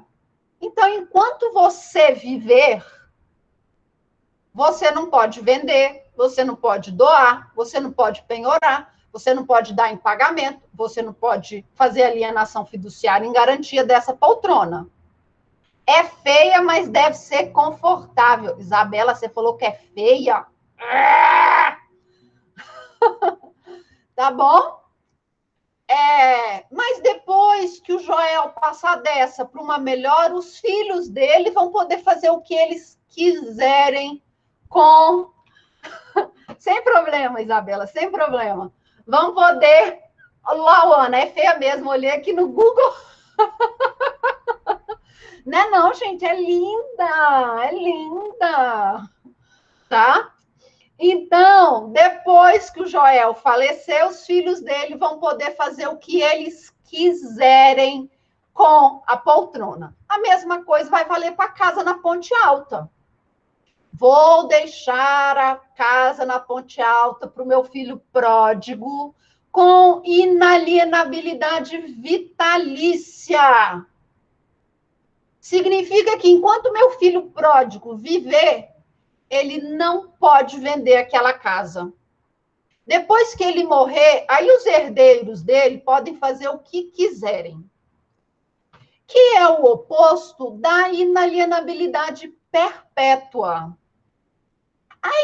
A inalienabilidade perpétua é aquela que vai passando de geração para geração. E essa aqui o direito brasileiro não gosta muito. Por quê? Porque vai chegar um momento que aquela propriedade ela vai perder a função social. Imagine, olha, deixa uma casa na Ponte Alta com inalienabilidade perpétua. Significa que eu deixei para o meu filho. Meu filho não pode vender. Depois o filho dele não pode vender. O neto não pode vender. Bisneto, tataraneto, por aí vai. Infinitamente. Perdeu a função social daquela propriedade. Tá? Então, aí na alienabilidade perpétua, embora existente, ela não é muito benquista aqui na jurisprudência brasileira. Tá bom? E a alienabilidade temporária, ela vai ocorrer, tá? Ela vai ocorrer em caso de condição ou de um termo. Lembrando, condição é um evento futuro certo. Então, deixo a casa na Ponte Alta para o meu filho, tá? O meu filho pródigo, com cláusula de inalienabilidade até a esposa dele ganhar neném. A esposa dele está grávida. Então, depois que a criança nascer, eu posso vender, ele vai poder vender a casa. Ou a termo, um evento futuro incerto. Deixo a casa na Ponte Alta para meu filho pródigo com cláusula de inalienabilidade até ele deixar de ser pródigo. Então, se um dia ele deixar de ser pródigo, ele vai poder vender o imóvel. Então, isso é inalienabilidade temporária. Lembrando, então, que condição é um evento futuro certo, termo, um evento futuro e incerto. Alguma dúvida com relação à inalienabilidade? Olha aqui, essa é a poltrona.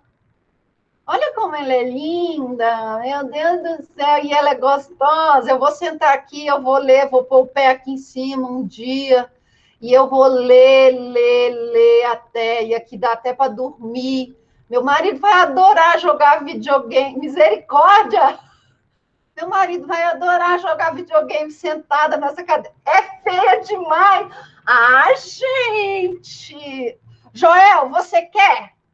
O Joel quer. Seu marido é sensato. Ah, não. Joel, você quer ou não quer, Joel? O Joel aceita, tá vendo? Por isso que eu vou deixar para o Joel.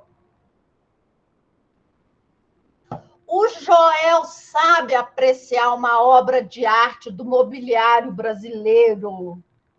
Tá vendo? Olha só, a Débora também falou que não é feia, não é feia. E o Fernando deve ser confortável. Quero jogar nela. Fernando, certeza, Fernando. Isso aqui você deita, chega a sua bunda, faz assim, ó.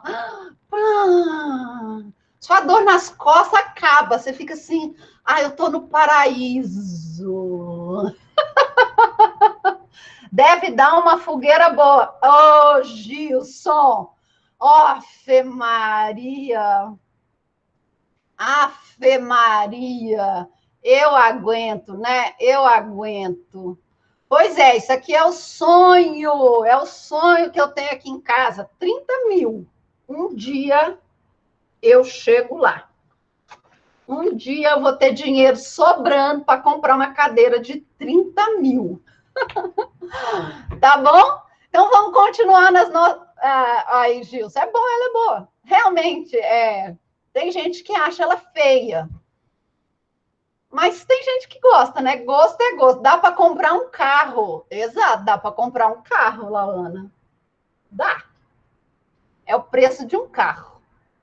Não, entre o carro e a poltrona, gente, eu prefiro a poltrona. Carro, eu ando de Uber, ando de ônibus. Imagina, um dia inteiro no trânsito, você chega em casa, senta na poltrona assim, ó. Você chega, relaxa, isso mesmo, carro polui o ambiente, tá? Nós temos de optar por meios alternativos. Ó, achei uma por 11 mil aqui no Google, aproveita. Pedro, pode ser falsa, tá? Cuidado, pode ser falsa. Pode ser falsa, mas eu vou dar uma olhadinha. Vou pedir o certificado de garantia. Vamos lá, vamos falar das cláusulas restritivas. Então, nós vimos a inalienabilidade. Nós também temos a incomunicabilidade. A incomunicabilidade é fácil. A cláusula de incomunicabilidade significa que aquele bem, quando eu doar a cadeira, a poltrona para o Joel, eu vou doar para o Joel com cláusula de incomunicabilidade. Significa o quê? Que aquela poltrona não vai fazer parte do patrimônio da sociedade conjugal do Joel. Ela vai ser um bem particular do Joel. Ela não se comunica com os bens da família.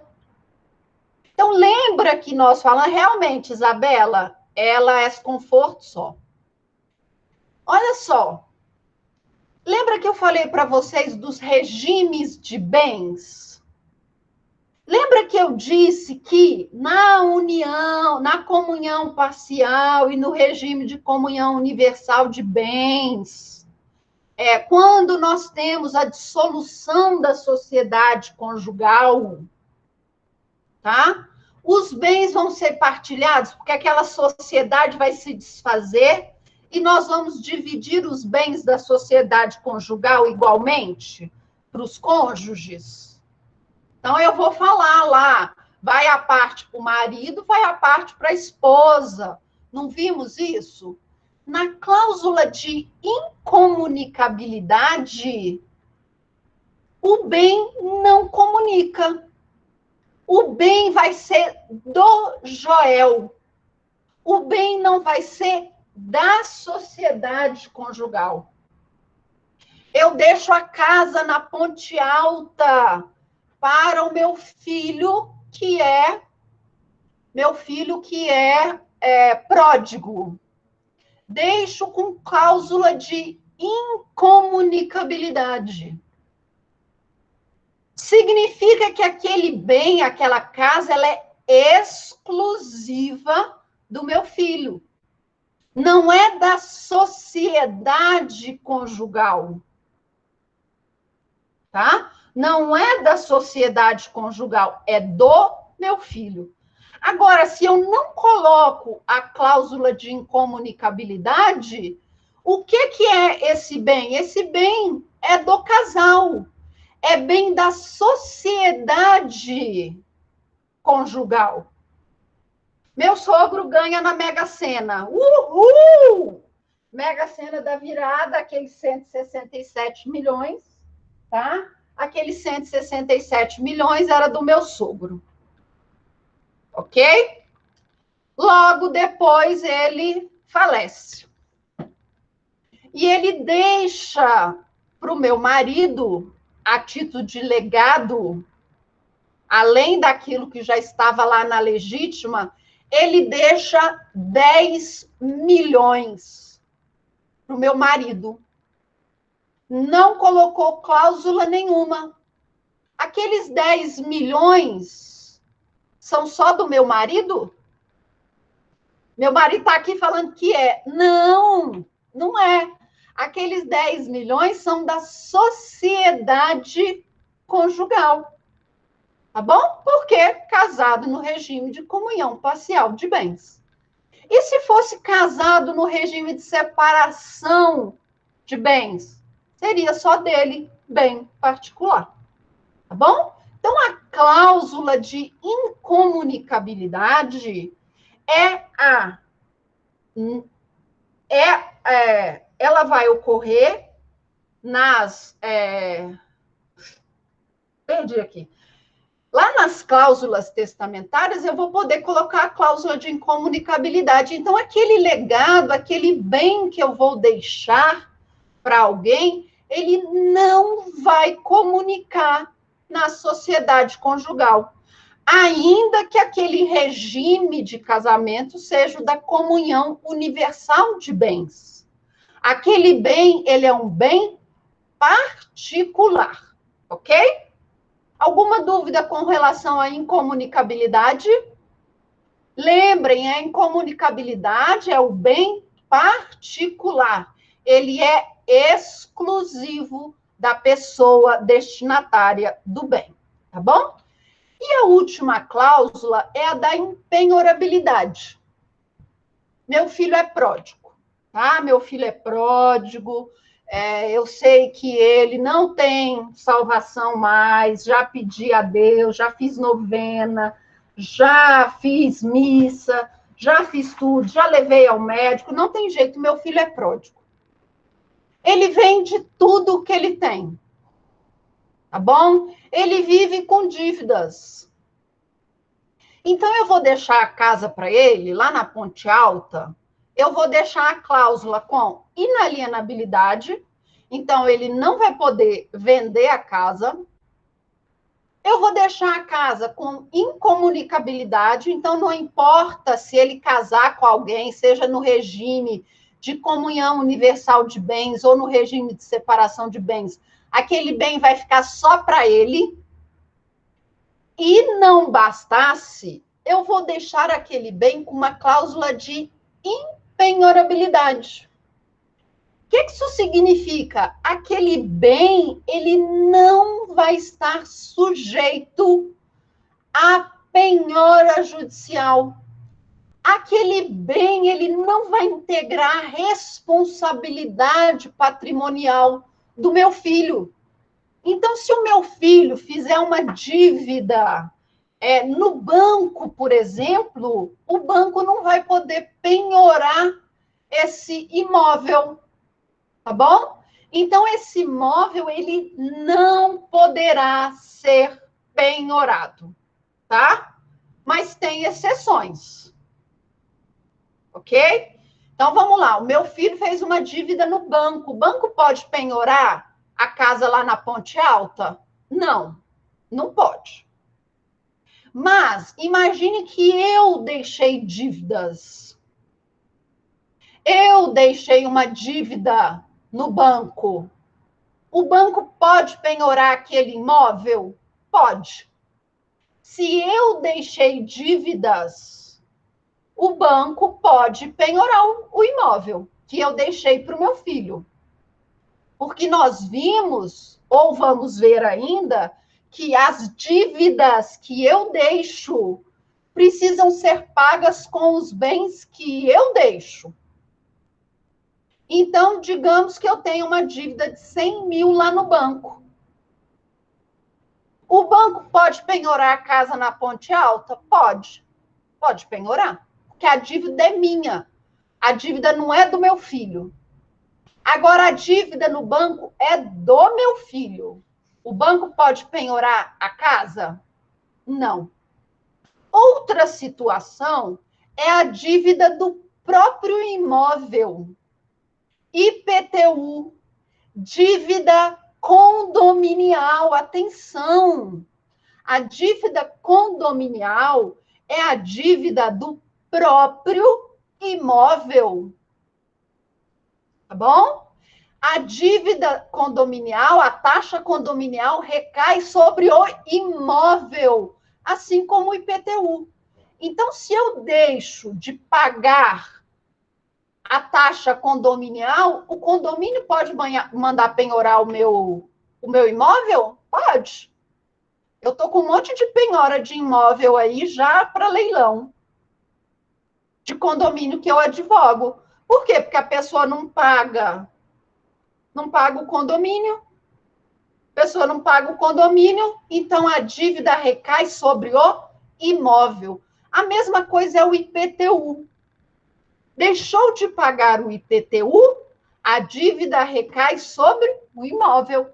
Então, o município pode ir lá e pedir a penhora do imóvel para pagar o IPTU. Beleza? O artigo 834 do CPC ainda vai falar o seguinte, com relação a esse bem lá da Caixa Alta, tá? Digamos que esse imóvel esteja alugado, tá? O imóvel está alugado, cláusula de impenhorabilidade. Eu posso penhorar o imóvel? Não, mas o aluguel eu posso. Tá bom? Então, os frutos e os rendimentos daquele bem impenhorável pode ser penhorado. Tá bom? Então, eu deixei a casa na Ponte Alta para o meu filho, cláusula de impenhorabilidade. Olha, isso aqui não pode ser alvo de penhora judicial, tá bom? Isso aqui não integra o patrimônio do meu filho, tá? Não pode penhorar, então, além de não pode vender, não pode doar, não pode fazer nada, não pode, não comunica e também não penhora. Mas os rendimentos desse imóvel que está alugado pode ser penhorado. Beleza? E quais são as hipóteses que nós admitimos da impenhorabilidade? Vitalícia, então, enquanto meu filho viver, tá bom? Enquanto meu filho viver, esse imóvel não pode ser alvo de penhora, tá? Então, enquanto ele viver, esse bem, que eu deixei essa casa na Ponte Alta, não pode ser alvo de penhora. Mas depois que ele falecer, que ele deixar esse bem para os seus herdeiros, aí integra o patrimônio dos herdeiros. Então, ela é vitalícia, ela não é perpétua, ela é vitalícia. Então, eu deixo lá enquanto o meu legatário viver, ok? E ela também pode ser temporária. Olha, essa cláusula de impenhorabilidade, ela vai vigorar enquanto o meu filho for pródigo. A termo, não é? Eu não sei, é um evento futuro incerto. Ou quando a esposa do meu filho, que está grávida, tiver bebê. Condição. Então, a impenhorabilidade, ela é a impossibilidade de se penhorar judicialmente o bem em decorrência de dívidas do próprio legatário, o próprio legador, o legante, aquele que recebe o bem, tá? As exceções são as dívidas que eu deixo, as dívidas do próprio bem e os frutos e os rendimentos que aquele bem deixa, ok?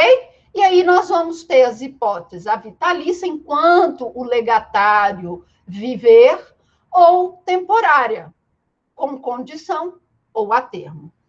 Ok, pessoal? Alguma dúvida? Eu vou deixar legado e a poltrona para a semana que vem. Alguma dúvida, pessoal, com relação a testamentos excepcionais? Então, testamentos excepcionais e as nossas cláusulas restritivas? Até agora nenhuma, não é? Na prova aparece um monte. Lembrando que esse assunto não cai na prova de vocês da semana que vem. Pode cair o quê? Ah, o testamento, deixou um testamento e o fulano morreu, né? Igual aquele caso lá do Lúcio e do Carlos. Você vai ter uma sucessão testamentária, você vai ter uma sucessão legítima. Então, pode cair mais ou menos questões assim, tá? Mas testamento em si, isso não vai cair, tá? Legado não vai cair, cláusulas restritivas não vai cair na prova, tá?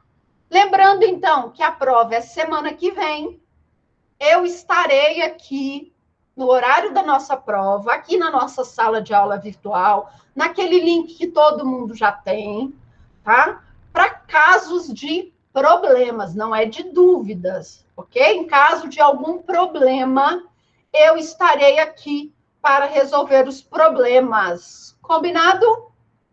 Então, no mais, uma boa prova para vocês.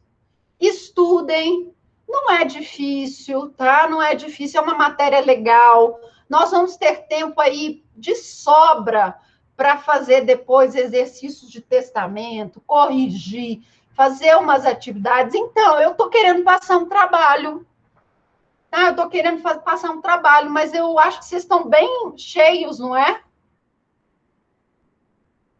Pois é, eu imaginei que vocês já estivessem com muitos trabalhos. Então, o que eu vou fazer? Eu vou passar uma listinha de exercícios complementares lá no Moodle, tá? E aí eu vou deixar uma semana também para vocês fazerem. Não agora, né? Depois da prova. Eu vou deixar, na semana que nós formos corrigir a prova, eu vou deixar uma listinha de exercícios para vocês resolverem, tá? Valendo nota. Conforme você acerta os exercícios, você tem lá sua nota para complementar a nota do primeiro bimestre. Combinado? Então, eu vou fazer isso, porque eu imagino que vocês também estejam com várias outras atividades, e já é semana de prova, semana que vem, então é melhor deixar para outra semana, semana que nós vamos, na semana do dia 19, eu vou deixar aí uns exercícios para vocês fazerem, valendo nota para complementar. Tá bom? Então, no mais, é isso. Um beijo para todos. E até semana que vem, quem precisar, se não, na outra. Um beijo, um beijo.